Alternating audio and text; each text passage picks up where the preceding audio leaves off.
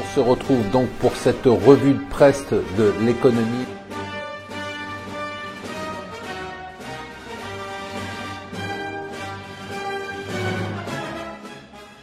Bonjour et bienvenue sur Mon Financier pour le Morning Zapping. Nous sommes le vendredi 13 avril. Je vous rappelle que ce soir, on a C'est votre argent à 19h. Ça va être une émission exceptionnelle puisqu'on va revoir tous les thèmes de la semaine économique, financière et marché. Donc à suivre de très près. Alors ça y est, il a parlé, il s'est exprimé de sa petite chaise dans sa petite classe de province.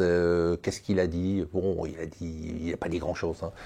Il a dit globalement qu'il allait tenir sur la SNCF. Il a dit que sur la Russie et que là on avait des preuves d'utilisation d'armes chimiques en Syrie.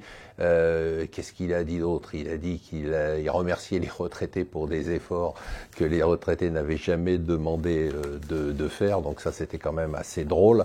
Et puis il a dit qu'il n'était pas le président des riches parce que les riches n'avaient pas besoin de président. Voilà en gros. Alors il a annoncé quand même une réforme intéressante sur l'épargne salariale, c'est-à-dire la taxe de 20%, le forfait social sur l'intéressement et la participation serait supprimé pour les entreprises de moins de 250 salariés. Ça pourrait relancer les initiatives en matière d'épargne salariale. Toujours la Syrie, on attend. Theresa May a parlé à Donald Trump, Macron a parlé à Donald Trump. Pour l'instant, il avait annoncé une attaque imminente de missiles sur la Syrie. Il ne se passe rien, mais ça pourrait se passer d'un moment à l'autre. Mais les marchés ont décidé que c'était plus un sujet et ils ont bien rebondi. On a donc une semaine plutôt très favorable sur les marchés. Christine Lagarde qui dit attention à la Chine, vous prêtez de l'argent un peu n'importe comment à tous les pays émergents pour accroître votre influence, mais derrière ils ne pourront pas rembourser, donc ce n'est pas une bonne idée.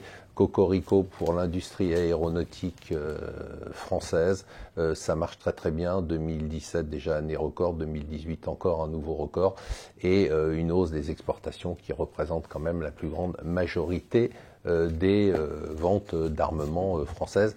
Et enfin, la dette américaine, il y a eu le déficit qui est sorti, qui n'a pas du tout eu d'impact sur les marchés, qui était pourtant en forte hausse. Il devrait continuer à déraper dans les années qui viennent. On devrait passer la barre des 1000 milliards de dollars de déficit d'ici 2019, c'est demain.